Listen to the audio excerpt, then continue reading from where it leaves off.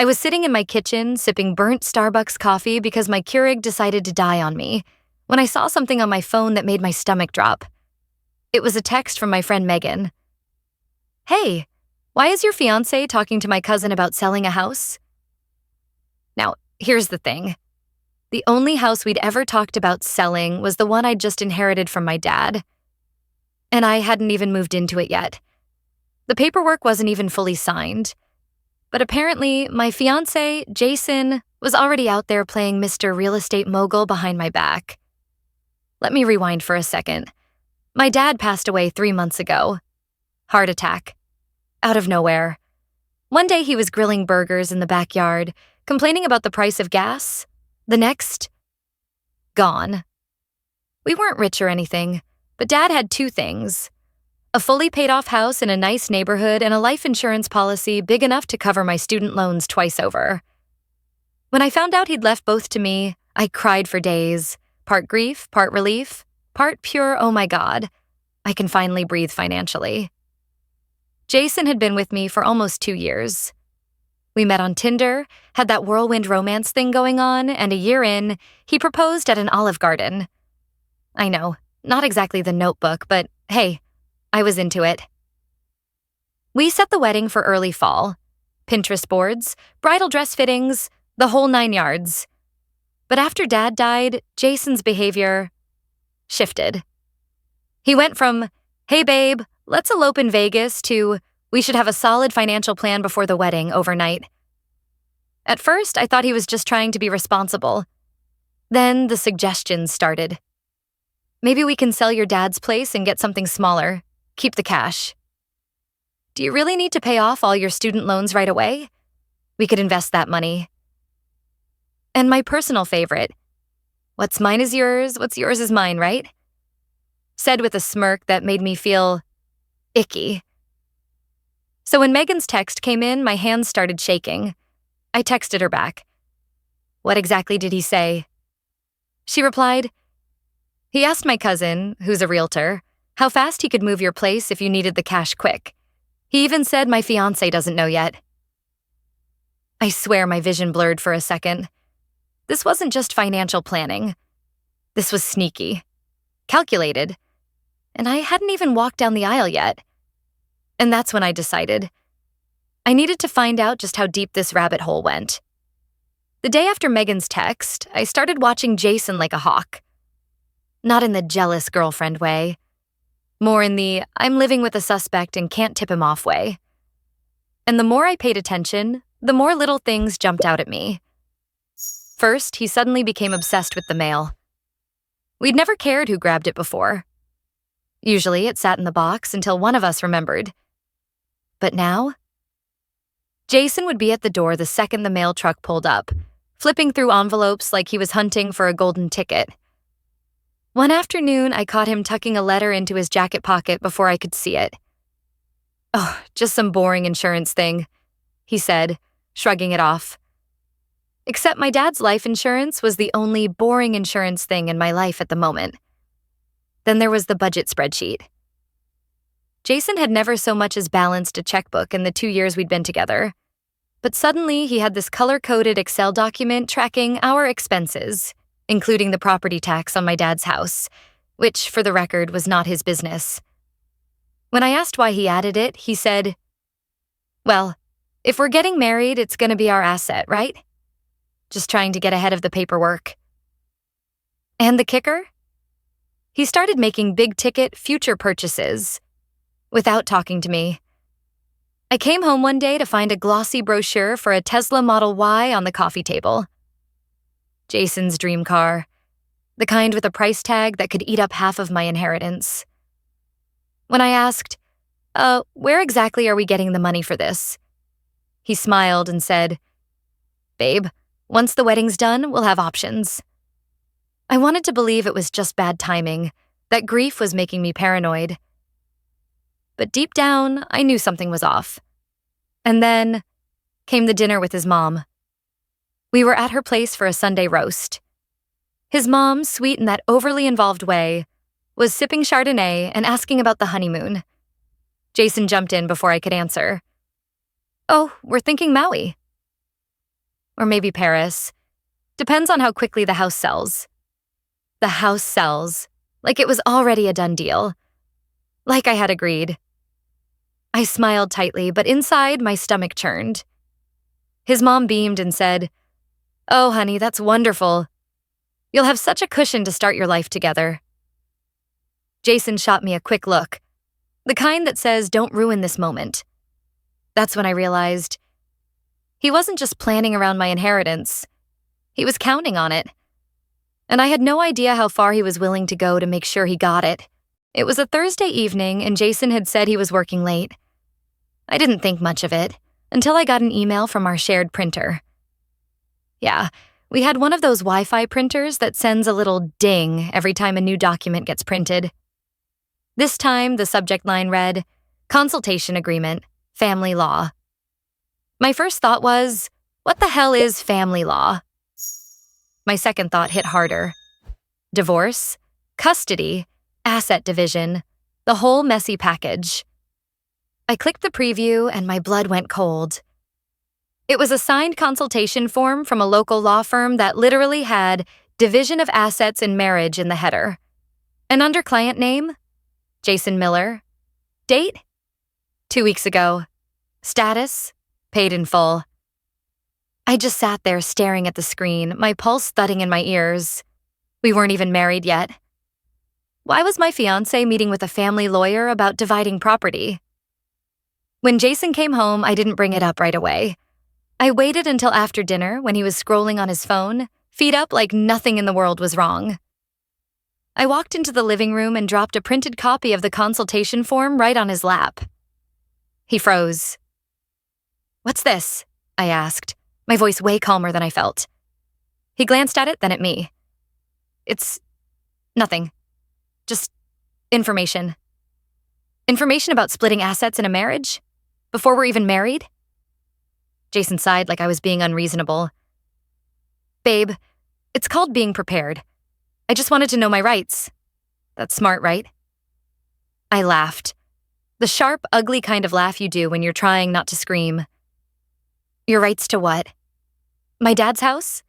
The money he left me? Is that what this is about?" His jaw tightened. "Look, I'm not saying I'd ever do anything to hurt you, but marriages fall apart all the time. You can't just keep everything locked away like I'm some stranger." I stared at him, realizing he wasn't even denying it anymore. He was just rationalizing. And then he dropped the line that made my hands curl into fists. "If you're not willing to be all in, maybe we should think about whether this wedding is even a good idea." That was it. No more wondering if I was imagining things. No more giving him the benefit of the doubt. Jason wasn't planning a future with me. He was planning a payout. 2 days before the wedding, I woke up to an empty bed. Jason's phone was gone, his keys were gone, and on the kitchen counter sat a folded piece of paper with my name on it. It wasn't a love letter. It was a note that said, "I think we need space to figure things out. I'm staying at my brother's. Let me know if you're ready to talk about the house and finances like adults. No, I'm sorry. No, I love you. Just a thinly veiled call me when you're ready to hand over the keys." At first, I thought maybe this was a bluff, a stupid manipulative stunt to make me panic. But by that afternoon, I got a text from our wedding coordinator. "Hi, just confirming you've canceled the catering and the venue?" Jason had actually called everyone. Florist, DJ, even the bakery making my cake. And canceled. Without telling me. Without my consent. And the deposits? Gone. That night I called him. "What the hell are you doing?" I demanded. He sighed like I was being dramatic. "Look, I'm just giving us a pause. If we can't agree on money, we shouldn't be rushing into marriage. But I think if you see reason, we can still work this out. We can even reschedule." "See reason?"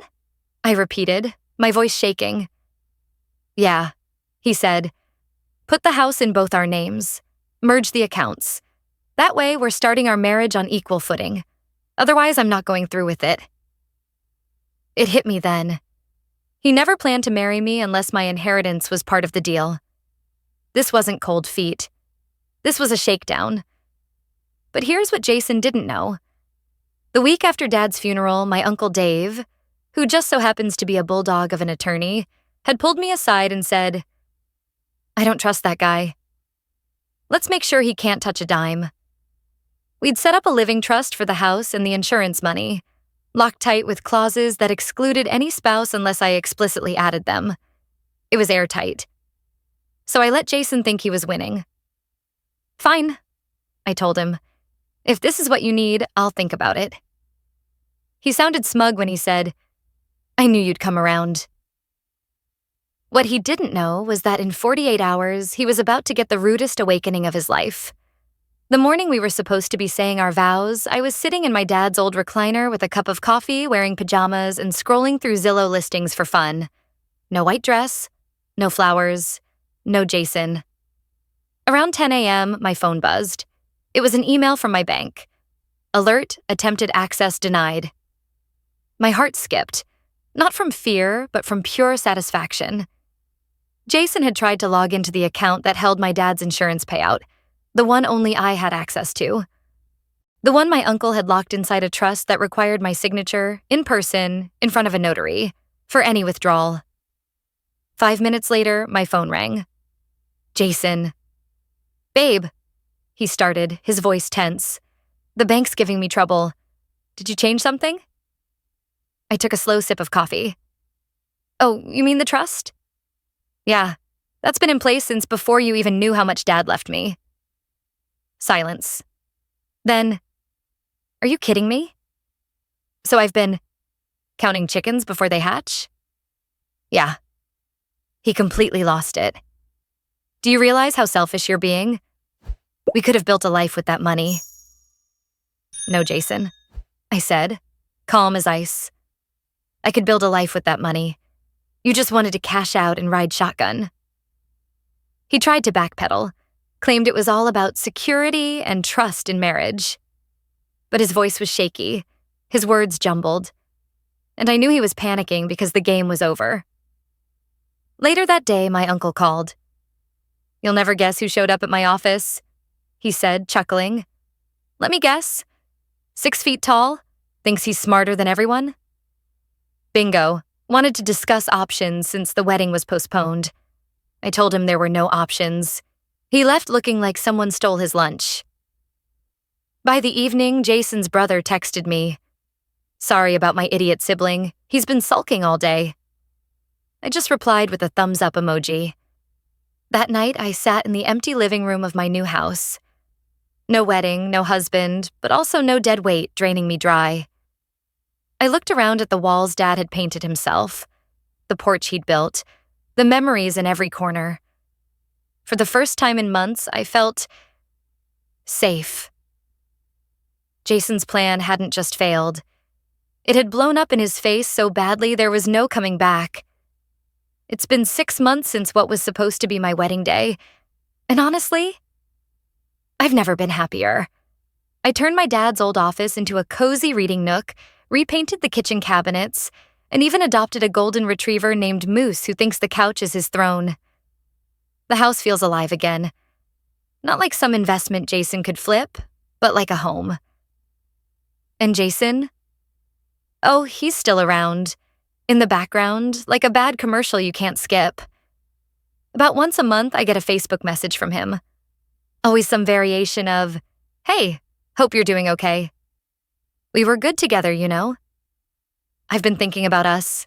Maybe we could talk?" I never respond. But I'd be lying if I said I didn't screenshot them for Megan, who sends back memes of dumpster fires and Titanic scenes. The last message he sent was just last week. I was immature back then. I've changed. I'm ready to be the man you deserve. Sure, Jason. And I'm ready to be the Queen of England. I guess what still blows my mind is how fast someone can flip from, "I love you forever," to, "Show me the money." Maybe I was naive. Maybe I ignored the signs because I wanted the fairy tale so badly. But I'm proud I didn't let him turn my dad's legacy into his personal ATM. Sometimes I think about what would have happened if I hadn't had Uncle Dave looking out for me. If I'd caved under the pressure, signed those papers, and found myself divorced 6 months later with half my inheritance gone. That alternate reality scares me way more than being single ever could. Now, when I sit on the porch Dad built, moose curled up at my feet, I feel this weird mix of gratitude and relief. Gratitude for the people who warned me. Relief that I listened. And maybe just a tiny bit of smug satisfaction that Jason's big plan turned into the most expensive ego bruise of his life. So here's my question for you guys. If someone bails on you because you won't hand over your money, and then comes crawling back months later saying they've changed, would you give them a second chance? Or would you, like me, just let that door slam shut for good?